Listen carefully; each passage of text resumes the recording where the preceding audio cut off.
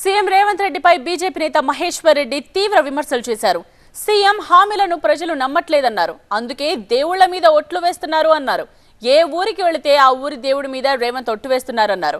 ఒక్క రుణమాఫీకే ఇంతమంది దేవుళ్ల మీద ఒట్టు వేస్తే ఇక మిగిలిన హామీల కోసం ఎంతమంది దేవుళ్ల మీద ఒట్టు పెడతావు అంటూ ప్రశ్నిస్తూ ఉన్నారు. ప్రజలు నమ్మట్లేదని దేవుళ్ల మీద ఒట్టు వేయడం బాధాకరమన్నారు. గారడీ చేసి పీసీసీ చీఫ్ అయినట్టే గారడీ చేసి రేవంత్ సీఎం అయ్యారన్నారు. రేవంత్ ను ప్రజలు తిరస్కరిస్తున్నారు అన్నారు మహేశ్వర్ రెడ్డి.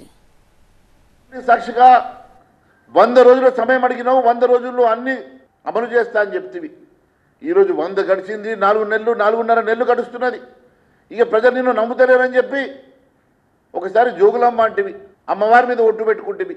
దాని తర్వాత ఈరోజు లక్ష్మీ నరసింహస్వామి మీద ఒట్టు పెట్టుకుంటేవి, రాముడి మీద ఒట్టు పెట్టుకుంటేవి. ఈ రకంగా ఏ దేవుడు కనబడితే ఆ దేవుడి మీద ఒక్క రుణమాఫీ కోసమే ఇన్ని ఒట్లు పెట్టుకుంటే 412 హామీల మీద ఎన్ని లక్షల మంది దేవుళ్ళ మీద ఒట్టు పెట్టుకోవాల్సి వస్తుంది.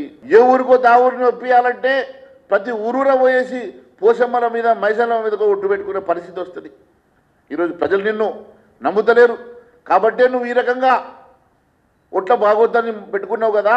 మరి కేవలం రుణమాఫీ మీద ఒట్టు పెట్టుకుంటే మిగిలిన హామీలు గట్టు మీద పెట్టినవా?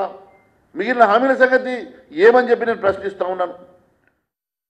కాంగ్రెస్ పార్టీలో పీసీ అధ్యక్షుడైనవో అదే మాటల గారడితో ప్రజల్ని మభ్యపెట్టేసి ముఖ్యమంత్రి అయినవో ఈరోజు అదే ప్రజలు నిన్ను ఆశ్రయించుకునే పరిస్థితి వస్తున్నది.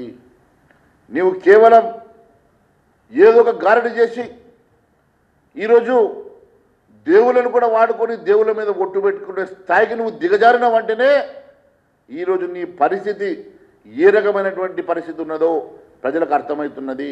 ఒకవేళ నిజంగానే నీకు చిత్తశుద్ధి ఉండి, నిజంగానే నీకు ప్రజల మీద విశ్వాసం ఉండి, ప్రజల మీద నమ్మకం ఉండి నువ్వు ఇచ్చిన హామీలన్నీ కూడా మరి అదే ఆగస్టు 15 లోపల పూర్తి చేస్తాను, లేకుంటే ముఖ్యమంత్రి తప్పుకుంటానని చెప్పే ధైర్యం దమ్ము నీకు ఉన్నదా అని చెప్పి నేను ప్రశ్నిస్తున్నాను.